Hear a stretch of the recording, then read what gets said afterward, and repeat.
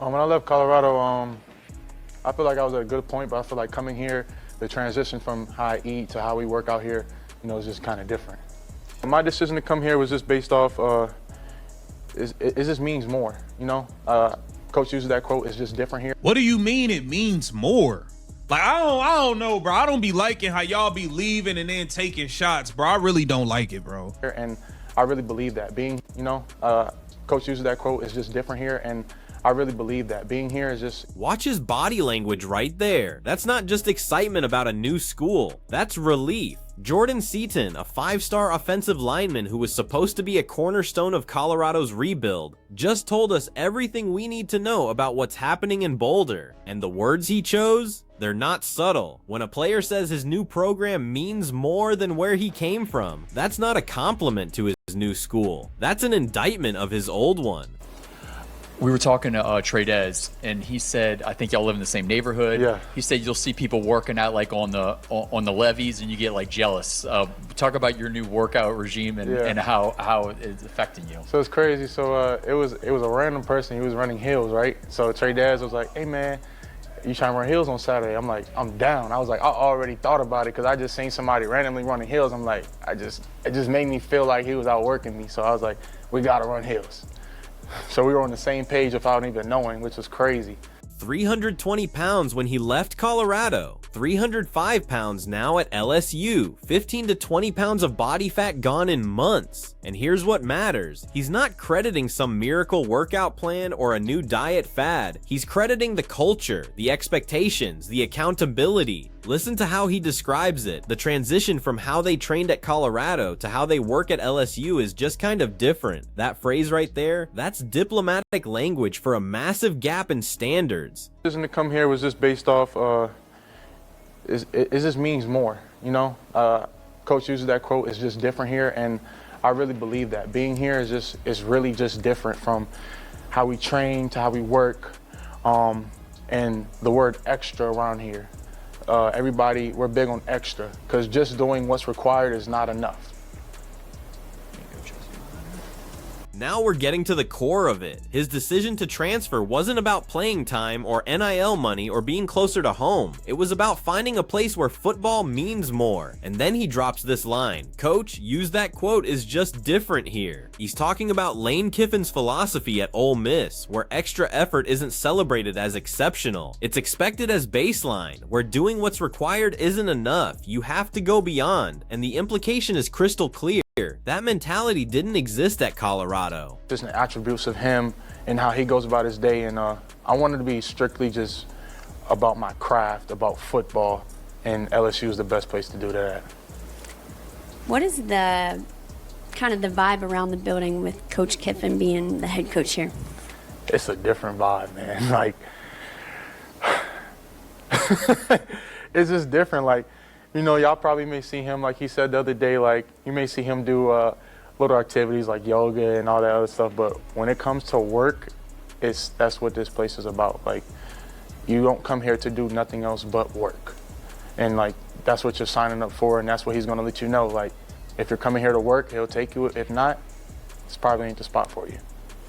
This is where it gets uncomfortable for Coach Prime, because Jordan Seaton isn't some disgruntled backup making excuses. He's a highly recruited offensive lineman who chose Colorado, spent time in the program, and then made a calculated decision to leave. And now he's doing interviews where he talks about training with Will Campbell during the offseason, about wanting to model his approach after elite players, about seeking out an environment that's strictly just about my craft, about football. The subtext is deafening. Colorado wasn't that place. But here's what makes this particularly damaging. Jordan Seaton isn't alone. What the hell was going on out there? We had a quarterback go to Tennessee and say he's learned more in 30 days than he learned in years being at Colorado due to the coaching and all of this.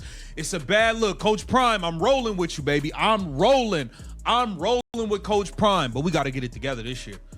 A quarterback transferred to Tennessee and publicly stated he learned more in 30 days there than he learned in years at Colorado due to the coaching. That's not a player taking a shot on his way out the door. That's a player so frustrated with what he experienced that he felt compelled to speak up. And now you've got Lane Kiffin praising Jordan Seaton's work ethic, talking about how he's out there at 9 p.m. on Sundays doing extra work, how that mindset is what they're trying to build at Ole Miss. The contrast couldn't be sharper.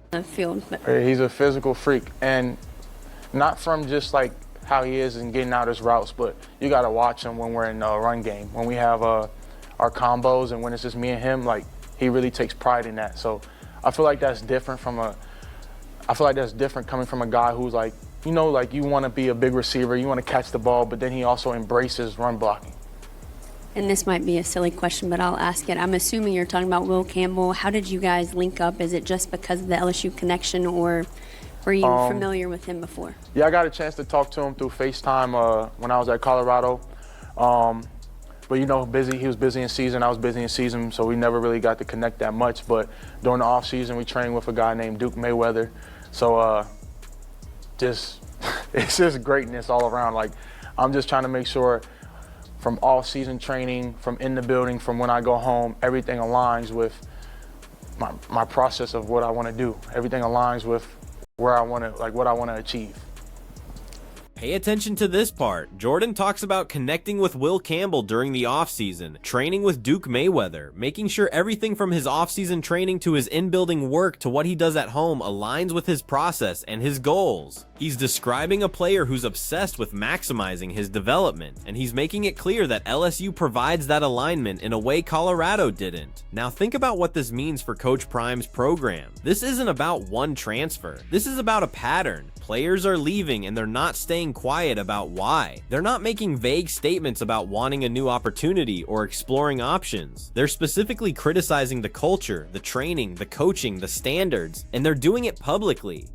I feel like All right, so that's one thing he had to say. Let's take a look at what Lane Kiffin's comment right there tells you everything about how coaches at elite programs view this situation. He's praising Jordan Seaton's work ethic, but he's also subtly highlighting what makes his program different. The idea that working extra becomes the norm, not the exception. That you're an outlier if you just check the box. That's a direct commentary on program culture, and by extension, a commentary on what Jordan experienced at Colorado. Here's what makes this situation so critical for Deion Sanders and Colorado football. This isn't happening in a vacuum. Julian Lewis, the 5-star quarterback who committed to Colorado, is watching all of this unfold. Every interview where a former player criticizes the program, every story about transfers leaving and finding success elsewhere, every comparison between Colorado's culture and what exists at SEC schools. That's all information he's processing as he decides whether to honor his commitment or explore other options, and the stakes couldn't be higher. Colorado went 4-8 last season. They started strong, generated massive hype, and then collapsed down the stretch. The narrative shifted from Coach Prime is revolutionizing college football to maybe the flash and social media presence don't translate to winning games. Now you've got former players essentially confirming that narrative by talking about how different the work ethic and standards are at their new schools. Think about the position this puts Colorado in. They need to win this season, not just make a bowl game. They need to win enough games to prove that the program is trending in the right direction, because if they have another disappointing season and Julian Lewis decommits and more players transfer out while publicly criticizing the culture, the entire rebuild could collapse. The recruiting momentum would evaporate. The media attention would turn negative. The narrative would become, Deion Sanders is great at generating buzz but can't build a sustainable program. And here's the thing about these public criticisms from former players. They're not going away. Jordan Seaton's interview is on the record. The Tennessee quarterback's comments are on the record. Future recruits will see them. Current players will see them, and they'll compare what they're hearing to what they're experiencing in Boulder. If there's a disconnect, if players feel like the standards and accountability aren't where they need to be, more transfers will follow. Now, to be fair to Coach Prime, building a culture takes time. He inherited a 1-win team. He brought in a massive influx of transfers to try to compete immediately. That kind of roster turnover creates challenges.